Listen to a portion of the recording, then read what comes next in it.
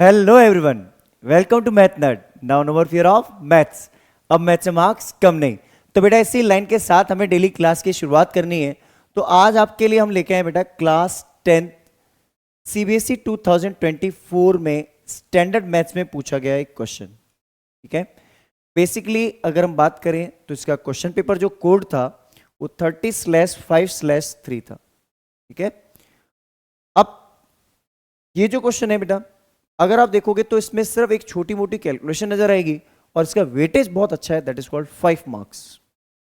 अगर आपसे छोटी मोटी कैलकुलेशन की मिस्टेक भी हो जाती है at the end of the question, तो मुझे नहीं लगता है आपके ज्यादा मार्क्स डिडक्ट होंगे। तो क्वेश्चन को अगर हम देखें तो आपको नजर आ रहा होगा एक सिलेंडर। तो मतलब चैप्टर कौन सा हुआ बेटा? सरफेस एरिया एंड वॉल्यूम, है ना? Surface area and volume. Basically ये question surface area and volume को बिलोंग कर रहा है। अब बच्चों को कई बार इसमें डाउट होता है, डर होता है, लेकिन अब इस क्वेश्चन को देखेंगे, बहुत आसान क्वेश्चन है। चलिए शुरुआत करते हैं इस क्वेश्चन की। देखो क्वेश्चन बेसिकली क्या कह रहा है बेटा, अगर मैं इस क्वेश्चन को रीड करूं, a juice seller was serving his customers using glasses as shown in the figure. देखो एक ग्लास है, जिस ग्लास के अंदर जूस सर्व किया जा रहा है या सेल किया जा रहा है। ठीक है, अब क्या दे रखा है आगे, the inner diameter of the cylindrical glass was 5.6 centimetre. देखो इसके जो अंदर का जो ग्लास का जो डायमीटर है, ये जो डायमीटर है ये है बेटा 5.6 सेंटीमीटर। ये है डायमीटर। आपको क्या चाहिए? रेडियस। सर हमें तो चाहिए रेडियस। अच्छा, ऊपर का डायमीटर और नीचे वाला डायमीटर दोनों सेम ही रहेंगे। तो हमारे पास यहां से कंक्लूजन आया, डायमीटर ऑफ सिलेंडर या सिलेंड्रिकल ग्लास, ठीक है, कितना है? Equals to 5.6 centimetre. ठीक है बेटा, ध्यान से समझना, जो जो डेटा आपको मिलता जाता है उसको लिखते जाओ। ठीक है, तो radius R equals to 5.6 upon 2, that is called 2.8 centimetre. ये हमारे पास रेडियस की वैल्यू आ गई। बात समझ आ गई यहां तक? चलिए आगे देखते हैं। But the bottom of glass had a hemispherical raised portion which reduced the capacity of glass। देखो क्या होता है, दिमाग लगाया जाता है। अगर ये पूरा ग्लास ऐसे भर के दे दें, लेकिन उसी शॉप के पास में कॉम्पिटिटर आ गया, लेकिन मैं चाहता हूं कि मेरी शॉप का जो जूस है उसकी क्वालिटी खराब ना हो, तो मैं कुछ दिमाग लगाऊंगा। क्या दिमाग लगाऊंगा? वही दिमाग लगाया गया बेटा यहां पर। उन्होंने क्या किया कि नीचे एक हेमीस्फेरिकल पोर्शन को रेज कर दिया। मतलब एक ग्लास जिसमें ऐसा हेमीस्फेरिकल पोर्शन को ऊपर उठाया गया, मींस ये पोर्शन आपको दिख रहा होगा हेमीस्फेरिकल, ये ऐसा बेटा, ये हेमीस्फेरिकल पोर्शन है। ये हेमीस्फेरिकल पोर्शन जो है ऐसे एक कर्व टाइप से अंदर बना दिया गया नीचे की तरफ से। तो मतलब जूस जो है वो यहां यहां फिल हो सकता है, यहां यहां यहां यहां यहां, नीचे नहीं जाएगा इससे। इसका मतलब जो पूरे ग्लास की क्वांटिटी थी, जो ग्लास का वॉल्यूम था, वो क्या था बेटा? Volume of cylinder. लेकिन हम इंसानों ने एक दिमाग लगाया कि कैसे एक्स्ट्रा प्रॉफिट जनरेट करें कि हम हमारी क्वालिटी को भी डिग्रेड नहीं करें, पैसे भी नहीं बढ़ाएं और प्रॉफिट भी अर्न हो जाए। तो हमने क्या किया, नीचे एक हेमीस्फेरिकल बेस बना दिया जिससे जूस कम हो जाए। इसका मतलब एक हेमिस्फेरिकल पोर्शन जितना जूस क्या हो गया, इसमें कम हो गया।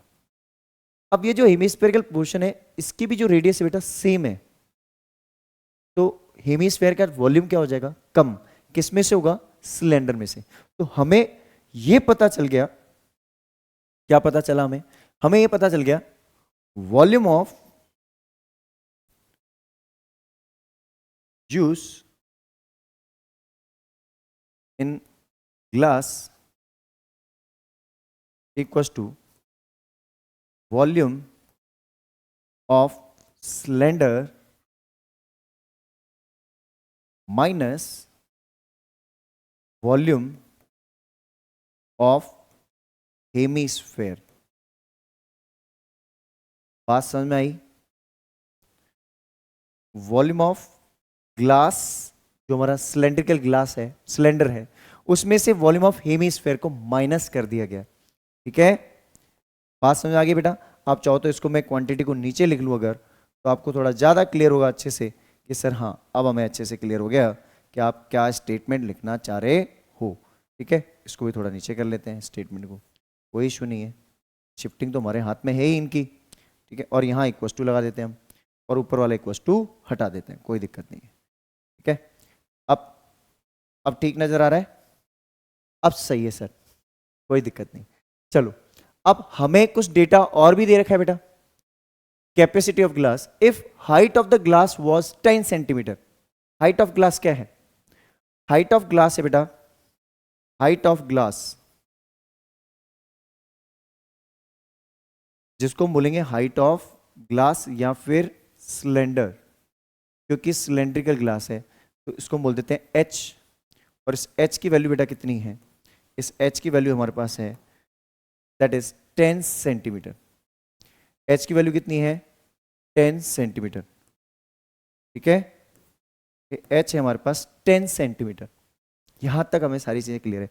अब हमारा जो हेमीस्फेयर बेटा, उसके बारे में तो हमने कुछ लिखा ही नहीं, तो रेडियस ऑफ हेमीस्फेयर लिख दो यहां पे, रेडियस ऑफ हेमीस्फेयर, क्योंकि हेमीस्फेयर के वॉल्यूम हो, सरफेस एरिया हो, हमें सिर्फ रेडियस ही होती है गिवन। तो रेडियस ऑफ हेमीस्फेयर ये भी बेटा सेम ही है, आर ही लिखोगे इसको, स्मॉल आर, क्योंकि सेम ही है, दैट इज ऑल्सो 2.8 सेंटीमीटर।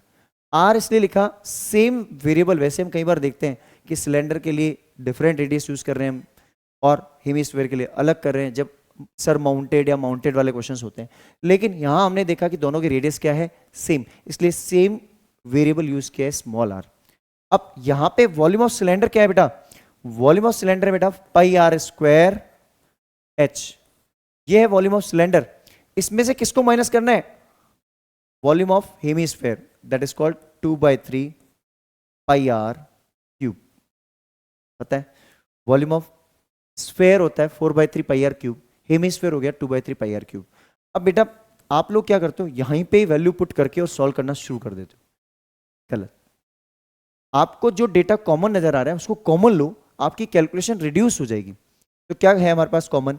हमारे पास कॉमन है बेटा पाई आर स्क्वायर दोनों में, h माइनस 2/3 आर, ये हमारे पास बच गया। अगर किसी को कॉमन लेना नहीं आता है तो बेटा मैं आपको बता दूं, देखो पाई पाई दोनों में कॉमन आ रहा है, इधर r की पावर 2 है, इधर r की पावर 3 है, तो मिनिमम पावर कॉमन आती है, तो r पावर 2 कॉमन आ गई, तो यहां से r स्क्वायर चला गया, बचा क्या? सिर्फ h। यहां पे 2/3 एज इट इज बचेगा, पाई बाहर गया, r की पावर 3 मतलब 3 r थे, 2 बाहर चले गए, बचा 1 r। अब वैल्यू रिप्लेस करते हैं, पाई की वैल्यू मुझे नहीं गिवन है तो मैं 22/7 ही रखूंगा, ध्यान रखना। यहां मैंने रखा 22/7 into R square means 2.8 into 2.8, और ब्रैकेट के अंदर बेटा क्या होगा? h, h which is called, h कितना है हमारा? 10, 10 माइनस 2/3 इंटू 2.8। ठीक है, अगर बेटा इसको मैं सॉल्व करूं थोड़ा सा, तो मुझे एक चीज नजर आ रही है कि ये 7 4 जा कैंसिल आउट हो रहा है, तो पॉइंट तो बेटा तब भी आएगा 0.4 पॉइंट तो आएगा, क्योंकि पॉइंट एक प्लेस के बाद राइट से था तो रहेगा वो, तो 0.4 हो गया, क्योंकि 0.4 इंटू 7 2.8 फिर से आ जाएगा। अब बेटा कैलकुलेशन हम थोड़ी सी देखते हैं, तो ये हो जाएगा 22 इंटू 0.4 इंटू 2.8। अब अंदर एक एलसीएम लिया जाएगा बेटा, इसके पास डिनोमिनेटर है 3, तो एलसीएम ले लिया हमने 3 इंटू 10 30 माइनस 2 इंटू 2.8 5.6। ठीक है, अब कैलकुलेशन का खेल है बेटा, और वॉल्यूम की यूनिट क्या आएगी? सेंटीमीटर क्यूब में आएगा, ध्यान रखना। ठीक है, अब यहां अगर हम देखें तो बेटा 22 into 4 24, 22 into 4 88 means 8.8 into 2.8 multiplied with 30 minus 5.6। 30 में से 5 गया 25, 25 में से 0.6 गया 24.4, कितना हुआ?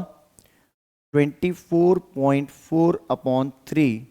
बेटा अब जो ये कैलकुलेशन है, ये मैंने कैलकुलेशन पहले से प्री कर रखी है, तो मैं आपको बताता हूँ कैलकुलेशन कर रखी है उसका मतलब ये है कि इन दोनों का मल्टीप्लिकेशन, इन दोनों का मल्टीप्लिकेशन जो हमारे पास आ रहा है बेटा, वो हमारी वैल्यू आ रही है अप्रोक्सीमेट 24.64।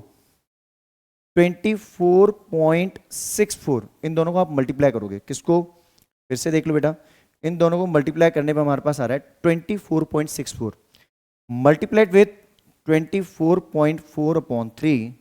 ठीक है, इसको थोड़ा मिनिमाइज कर लेते हैं, हमारी कैलकुलेशन थोड़ी सी क्या है, स्पेस ज़्यादा ऑक्यूपाई नहीं करेगी और हमारा क्वेश्चन भी सॉल्व हो जाएगा। ठीक है, अब देखो आंसर हाइड नहीं होगा बेटा, टेंशन मत लो। ठीक है, अब देखो, अब हम एक चीज देखें बेटा, तो 24.64 इंटू 24.4 इन दोनों को मल्टीप्लाई करेंगे हम, तो हमारे पास वैल्यू आ रही है बेटा 601। क्योंकि ये किसी कोई भी दोनों नंबर 3 से डिवाइड नहीं हो रहे हैं, इसलिए हम इसको मल्टीप्लाई कर रहे हैं पहले। 601.216 अपॉन 3 सेंटीमीटर क्यूब। अब ये भी आंसर ठीक है, बट आप इसको डिवाइड करो, ज्यादा बेटर रहेगा। तो बेटा अगर मैं इसको डिवाइड करता हूं, तो 600 को 3 से डिवाइड किया तो 200 आएगा, एग्रीड। तो 200 तो वो आ गया। अब बेटा 1 बचा यहां से और 0.2 बचा वहां से, तो अप्रोक्सीमेट 12 बच गया, 1.2 जिसको हम बोल देते हैं एक बार 12, तो 0.4 बचेगा हमारे पास। ठीक है, तो 0.4 और लास्ट में हमारे पास है डिजिट 16। 16 को 3 से डिवाइड करोगे तो 15 का आता है 5, तो अप्रोक्सीमेट 1 मान लो, 4 मान लो, अप्रोक्सीमेट जो भी है इसकी डिजिट, मैंने जो कैलकुलेशन कर रखी है बेटा उसके अकॉर्डिंग इसकी वैल्यू आ रही है, पूरा डिवाइड करने पे ये वैल्यू मुझे जनरेट होके मिल रही है। ठीक है, तो ये हमारा एग्जैक्ट आंसर आ रहा है। तो आपको बेटा सिर्फ यही ध्यान रखना है, देखो ये मल्टीप्लाई तो आप कर सकते हो, एग्जाम में करना पड़ेगा तभी 5 नंबर मिलेंगे बेटा। देखो यहां से लेकर यहां तक में लिखने की भी कोई ज्यादा चीज नहीं है। आप में से कई बच्चे क्या करते हैं, सिलेंडर का वॉल्यूम अलग निकालेंगे, हेमीस्फीयर का वॉल्यूम अलग निकालेंगे, फिर उसको सब्ट्रैक्ट अलग से करेंगे, तो बेटा टाइम वेस्ट तो होगा और डबल डबल बहुत ही ज्यादा टिपिकल कैलकुलेशन हो जाती है उसमें। आपको क्या करना है, एक ही कंप्रेस स्टेटमेंट लेके जाना है, एक ही स्टेटमेंट को फॉलो करो और उसको जैसे हमने सॉल्व किया सॉल्व किया सॉल्व किया, और यहाँ पे भी कैलकुलेशन जो है इसको आपको मल्टीप्लाई करना है राइट हैंड साइड में, और वहाँ रफ कॉलम मत लिखना। हो सकता है आपकी वहाँ कैलकुलेशन थोड़ी बहुत मिस्टेक हो तो वो चेक की जाती है। ठीक है, और फिर उसकी वैल्यू रिप्लेस करा के इसको डिवाइड कर लो। समझ में आ गया? जल्दी से इसका स्क्रीनशॉट ले लीजिए। चलिए, आई गेस आपको ये क्वेश्चन बहुत अच्छे से क्लियर होगा, अच्छे से समझ में आ गया होगा। तो बेटा अगर आपको हमारा कंटेंट पसंद आ रहा है ना बेटा, तो एक ही काम करना है आपको, मैथ नर्ड इस चैनल का नाम बेटा आपको जगह जगह फैला देना है, because no more fear of math. अब मैथ से मार्क्स कम नहीं, मैथ से मार्क्स कम नहीं होंगे, ये हमारी गारंटी है। आपको हमेशा हम बोलते ही हैं, वो तभी पॉसिबल है जब आप इस चैनल पे जो कंटेंट मिल रहा है उसको आप अच्छे से स्टडी करेंगे, उसको आप एनालाइज करेंगे, समझेंगे, उसकी प्रैक्टिस करेंगे, उसको पढ़ने के बाद फिर से खुद से सेल्फ प्रैक्टिस करो फिर, और फिर देखो आपको चेंजेस नजर आएंगे। ठीक है, तो मिलते हैं किसी और वीडियो के साथ। Till the time have a great day.